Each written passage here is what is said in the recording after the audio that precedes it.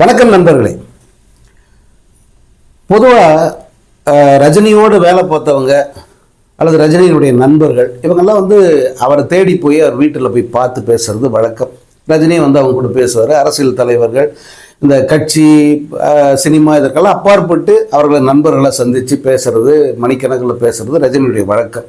இப்போ அண்மை காலமாக பார்த்தீங்கன்னா அவரே தேடி போய் சில நண்பர்களை பார்க்குறாரு. அப்படி அண்மையில் அவர் பார்த்தது கவி பேரரசு வைரமுத்துவை.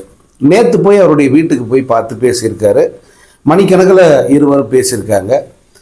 அந்த சந்திப்பு குறித்த ஒரு பதிவை இன்னைக்கு வைரமுத்து அவர்கள் காலையிலே பதிவிட்டார். காலையிலே இப்போ நான் பேசணும்னு நினச்சேன், கொஞ்சம் லேட் ஆகிடுச்சு.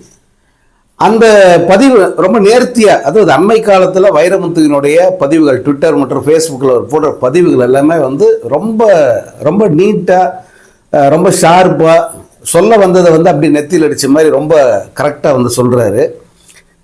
ரஜினிக்கு அவர் பிறந்தநாள் வாழ்த்து தெரிவித்தது, அதே போல் ரஜினி பாராட்டு விழா, அந்த ரஜினி 50 பற்றி அவர் எழுதுனது, இப்படி நிறைய விஷயங்கள் சொல்லலாம். இன்றைக்கி அந்த சந்திப்பு குறித்து இன்றைக்கி அவர் போட்டிருந்த பதிவு ரொம்ப நல்லா இருந்தது. அந்த பதிவில் அவங்க இருவரும் என்னென்ன பேசினாங்க, எதை பற்றி எல்லாம் டிஸ்கஸ் பண்ணாங்க அப்படிங்கிறதெல்லாம் அதில் குறிப்பிட்டிருக்கார். இப்போ பொதுவாக ரஜினி மாதிரியான ஆளுமைகளோட அவங்க நண்பர்கள் பல விஷயங்கள் பேசுவாங்க. தனிப்பட்ட முறையில் இருக்கும், நண்பர்களை பற்றி இருக்கும், அரசியல் பற்றி இருக்கும், சினிமா பற்றி நிறைய பேசுவாங்க. இதையெல்லாம் பொதுவாக யாரும் வெளியிடுறதில்ல, யாரும் வெளியே சொல்ல மாட்டோம். இப்போ ரஜினியோட ஒரு எழுத்தாளரோ அல்லது ஒரு அரசியல் தலைவரோ போய் அவங்க பேசினாங்கன்னா மரியாதை நிமித்தமாக பார்த்தோம், அவ்வளோதான், ஒரே வரியில் முடிஞ்சு போச்சு, மரியாதை நிமித்தமான சந்திப்பு. ஆனால் வைரமுத்து ஒரு பெரிய பதிவாக போட்டிருக்கார்.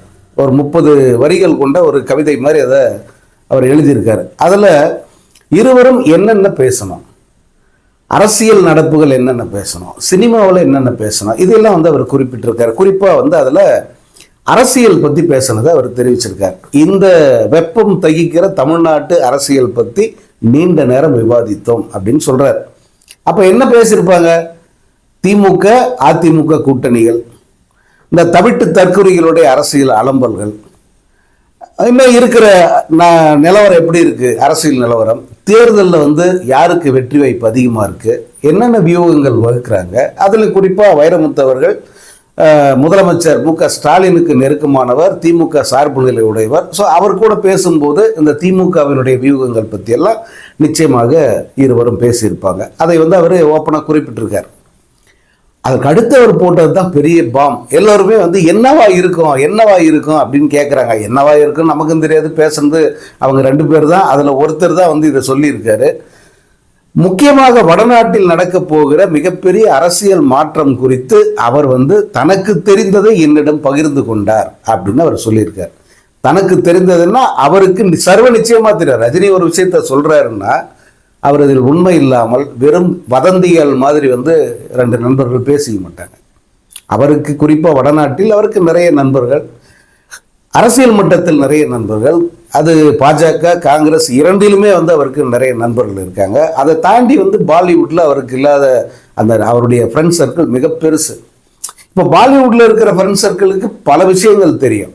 வடக்கில், அதாவது நார்த் இந்தியாவில் என்ன அரசியல் மாற்றங்கள் அடுத்து வரப்போகுது, குறிப்பாக இப்போ நாட்டினுடைய தலைமையே எப்படி மாறப்போகுது, யார் அதுக்கு வரப்போகிறாங்கன்றது உள்பட அவங்களுக்கு தெரிஞ்சிருக்கும். அதையெல்லாம் ரஜினியிடம் அவர்கள் கண்டிப்பாக பகிர்ந்திருப்பாங்க இல்லையா? அப்படி தனக்கு தெரிந்த ஒன்றை அவர் வைரமுத்துக்கிட்ட அவர் பகிர்ந்திருக்கார். அதை அவர் குறிப்பிட்டிருக்கார். அது என்னவா இருக்கும் அப்படின்னு எல்லாருமே கேட்டுக்கிட்டு இருக்காங்க.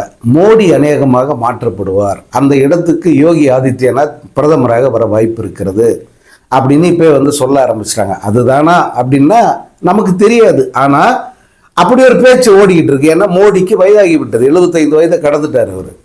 பாஜகவினுடைய அந்த உட்கட்சி சட்டப்படி 75 வயதை கடந்தவர்கள் முக்கியமான பொறுப்பில் இருக்கக்கூடாது, பதவி விலகணும், அந்த இடத்துக்கு இளம் தலைவர்கள் வரணுங்கிறது அவங்களுடைய சட்டத்திட்டம், பைலா. அதன் அடிப்படையில் மோடி கடந்த செப்டம்பர் மாதமே பதவி விலகிடுவார் அப்படின்னு எல்லாருமே சொல்லிக்கிட்டு இருந்தாங்க. ஆனால் அவர் அதை பற்றியெல்லாம் கவலையப்படலை. அவரும் அமித்ஷாவும் தொடர்ச்சியாக அரசியல் விளையாட்டுகளில் அவங்க தீவிரமாக இருந்தாங்க. யாரும் இவங்கெல்லாம் எதிர்பார்த்த மாதிரியான மாற்றம் நடக்கவே இல்லை. இப்போதான் அவரை பிரதமராக தொடர்றார். அநேகமாக இந்த ஆண்டு அது மாறுவதற்கு வாய்ப்பு இருக்குது. ஏன்னா அவர் பதவியேற்று 2 ஆண்டுகள் பதவி வகித்த பிறகு நானே வந்து பதவி விலகிறேன் அப்படின்னு மோடி சொன்னதாக வட இந்திய பத்திரிகைகளில் செய்திகள் வெளியாக இருந்தது. அந்த அடிப்படையில் 2026 இறுதிக்குள்ள மோடி அவர்கள் பிரதமர் பதவியை விட்டு விலகுவார். அவருக்கு பதில் வேறு ஒரு இளம் தலைவர் அந்த இடத்துல பிரதமராக வருவார் அப்படிங்கிறது ஒரு பேச்சு ஓடிக்கிட்டு இருக்கு. அநேகமாக அது யோகியாக இருக்கக்கூடும் அப்படிங்கிறதா இப்போ வரைக்கும் தகவல். அதை ரஜினி பேசி இருக்கலாம் அப்படின்னு இதை வச்சு வந்து ஒரு நிறைய விவாதங்கள், நிறைய பதிவுகள் பார்க்க முடியுது. மூன்றாவது தான் ஹைலைட்டு, ரஜினி தனது அடுத்த 2 ஆண்டுகளுக்கான தனது திரைப்பயணம் அதனுடைய திட்டங்கள் என்னங்கிறதெல்லாம் எங்கிட்ட விவரிச்சாருன்னு சொல்லிட்டார். வைரமுத்து ரஜினி சந்தித்து மணிக்கணக்க பேசுகிறதெல்லாம் ஒன்றும் புதுசு இல்லை. பல விஷயங்களை வந்து ரஜினி வைரமுத்துக்கிட்ட மனம் திறந்து அவர் வந்து பேசியிருக்கார். அதில் இந்த தனது அடுத்த 2 வருஷம் என்னென்ன படம் பண்ண போகிறேன் அப்படின்னு அவர் சொல்லியிருக்கார். அப்படின்னும் போதே இப்போ அவருடைய 173வது படத்தை அறிவிச்சிட்டாரு. வருகிற அடுத்த மாதம் அல்லது அதுக்கு அடுத்த மாதம் படப்பிடிப்பு தொடங்க போகுது. ஏப்ரலில் படப்பிடிப்பு தொடங்க போகுது. அப்போ இந்த படம் ஆரம்பித்த உடனே அடுத்த படம் என்னங்கிறத அவர் ஃபிக்ஸ் பண்ணி வச்சிருப்பார். ஏன்னா ரஜினி அதிலெல்லாம் ரொம்ப பிளான்டான ஒரு திரைப்பயணம் அவருடையது. இந்த இடையில் ஒரு 10 ஆண்டு காலம் வந்து கொஞ்சம் லூஸில் விட்டார். அதனால தான் கண்ட தற்குறிகள்லாம் வந்து நான் உச்சா போகிற நடிகர், உச்ச நடிகர்னு சொல்லி உசுறு வாங்குதுங்க. இவர் வந்து அதில் இப்போ அதுவும் குறிப்பாக இந்த உடல்நிலை சரியில்லாமல் போயிட்டு அடுத்தடுத்து படங்கள் பண்ண ஆரம்பித்தார் பாருங்க. லிங்கா படத்துக்கு பிறகு வந்து ரஜினியுடைய திரைப்பயணம் சரியாக திட்டமிடப்பட்டு பக்கா பிளான்டாக போய்கிட்டு இருக்கு. அதில் இப்போ அவருக்கு வயது 75. அடுத்த 2 ஆண்டுகளுக்கு என்னென்ன படம்? இப்போ 73வது படம், 173வது படம். அதற்கு அடுத்து 174வது படம் ஒன்று இருக்கு. அடுத்து 175வது படம். அது ஒரு முத்தாய்ப்பான ஒரு படமா, அதாவது அவருடைய திரையுலக பயணத்தில் முக்கியமான ஒரு படமா இருக்கும் அப்படின்னு ஆரம்பத்திலிருந்து சொல்லிருக்காங்க. அந்த படத்தை நெல்சன் இயக்குவார் அப்படிங்கிறது ஒரு பேச்சா இருக்கு.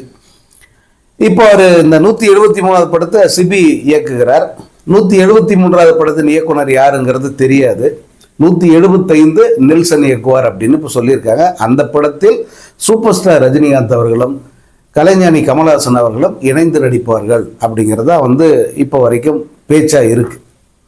இப்போ அந்த படம் 174 இருக்குமா 175 இருக்குமா அப்படின்றத ஒன்று இருக்கு. என்ன 174க்கு யார் டைரக்டர்னு தெரியல இப்போ வரைக்கும். அல்லது ஒரு படத்தை கொஞ்சம் ப்ரீபோன் பண்ணி இந்த படத்திலே இருவரும் நடித்து விடுவதற்கும் வாய்ப்பு இருக்கிறது. அப்படி இருந்தால் அது தமிழ் சினிமாவுக்கே ஒரு கொண்டாட்டமான படமாக இருக்கும், சந்தேகமே இல்லை. ஈவன் அந்த படத்தில் வைரமுத்துவினுடைய பங்களிப்பு கூட இருக்கலாம். ஏன்னா ரஜினி சார் வந்து இவ்வளோ விவரமாக இவ்வளோ விரிவாக வந்து ஒருத்தர்கிட்ட டிஸ்கஸ் பண்ணுறாருன்னா ஏதோ ஒரு வகையில் அவரையும் வந்து அதில் பங்கு பெற அழைத்திருக்கக்கூடும்.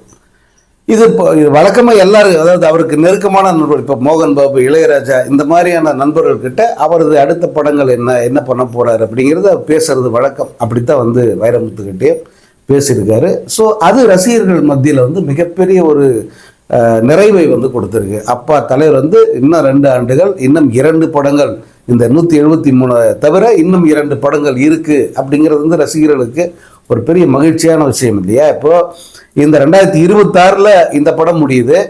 இந்த 2026 முடியறதுக்குள்ளே 174வது படத்தை ரஜினி சார் கண்டிப்பாக அறிவிப்பார். 2027 ஒரு படத்தை வந்து நிச்சயமாக அறிவிப்பார். ஸோ இதுதான் வந்து அவருடைய திட்டமிட்ட திரைப்பயணமாக இருக்குது. இப்போ இந்த ஜெயிலர் 2 இந்த படம் வந்து கிட்டத்தட்ட அந்த படப்பிடிப்பு வந்து நிறைவு பெற்றுச்சு. விரைவில் வந்து இந்த படம் குறித்த அப்டேட்டுகள் ஒன்றா வெளிவரப்போகுது. சன் பிக்சர்ஸ் வந்து படத்தினுடைய காஸ்ட்டு, டெக்னீஷியன்ஸு, அதனுடைய ஃபீச்சர்ஸு, இதை பற்றியெல்லாம் ஒன்றா வந்து அவங்க ரிலீஸ் பண்ண போகிறாங்க. கூடவே வந்து ஃபஸ்ட்டு சிங்கிள், அதே போல் ப்ரொமோஷன்ஸு, இதையெல்லாம் வந்து ஏப்ரலுக்கு பிறகு வந்து முழு வீச்சில் ஆரம்பிக்க திட்டமிட்டு இருக்கிறதா தகவல் இருக்குது. ஸோ இந்த 2026 ரஜினியுடைய பொன்விழா ஆண்டு தான். 2027ங்கிறது அவருடைய ரசிகர்களின் அந்த உற்சாகம், அந்த கொண்டாட்டத்தினுடைய உச்சமாக இருக்கும் அப்படிங்கிறதுல எந்த சந்தேகமும் இல்லை. ஒரு பதிவு, ஒரு ட்விட்டர் பதிவு, அது எந்த அளவுக்கு ஒரு வைரலாக ஓடுது அப்படின்னா அதனுடைய மையக்கரு யாராக இருக்காங்கன்னா சூப்பர் ஸ்டார் ரஜினிகாந்த். இந்த ரஜினிகாந்த் ஒரு சந்திப்பை நடத்துகிறாரு. இந்த சந்திப்பு குறித்து ஒரு கவிஞர் அந்த சந்திப்பு நடந்த விதத்தை வர்ணிக்கிறாரு. அதை தொடர்ந்து அது என்னென்னவா இருக்கும், அதனுடைய முக்கியத்துவம் என்ன, அரசியல் அரங்கிலும் அந்த சினிமாவிலும் என்னென்ன மாதிரியான விஷயங்கள் நடக்க போகுது அப்படிங்கிறதுக்கான ஒரு பெரிய ஒரு எதிர்பார்ப்பை வந்து அது ஏற்படுத்துது. இதை வச்சு சில நண்பர்கள் எல்லாம் வந்து ரஜினி சார் நிச்சயமாக அரசியலில் ஏதோ பண்ண போறார் திரும்ப அப்படிங்கிற மாதிரி எல்லாம் பேசுறத பார்க்க முடிஞ்சது. நிச்சயமா அரசியலில் ஆக்டிவ் பாலிடிக்ஸில் வந்து அவர் வருவதற்கு வாய்ப்பு இல்லை. ஆனால் ஒரே ஒரு சூழல், அதாவது இப்போ இருக்கிற அரசியல் சூழல் அவசியம். தமிழ்நாட்டினுடைய அந்த அரசியல் மானம் காப்பாற்றப்படணும், தமிழர்களுடைய அந்த உரிமைகள் காப்பாற்றப்படணும், குறிப்பாக தமிழ்நாட்டையே காப்பாற்றி ஆகணும் அப்படிங்கிற ஒரு கட்டாயம் இப்போ இருக்குது. ஒரு பக்கம் கொள்ளைக்காரங்க, இன்னொரு பக்கம் தற்குறிகள், தருதலைகள், இதுங்க கையில் மாட்டிக்கிட்டு இந்த தமிழ்நாடு என்னவாகுமோ அப்படிங்கிற அக்கறை பலருக்கும் இருக்குது. அந்த அக்கறை நிச்சயமாக சூப்பர் ஸ்டார் ரஜினிக்கு வந்து இருக்கும். அந்த அக்கறையில் அவர் ஏதாவது ஒரு இனிஷியேட்டிவ் பண்ணுவாரா, வேறு ஏதாவது ஒரு ஒரு விஷயத்தை வந்து அவர் செய்வதற்கு வாய்ப்பு இருக்கா அப்படிங்கிற ஒரு பார்வையும் வைரமுத்துவனுடைய இந்த பதிவை விட்டு எழுந்திருக்கிறது. என்ன செய்ய போகிறார் அப்படிங்கிறது பொறுத்திருந்து பார்ப்போம்.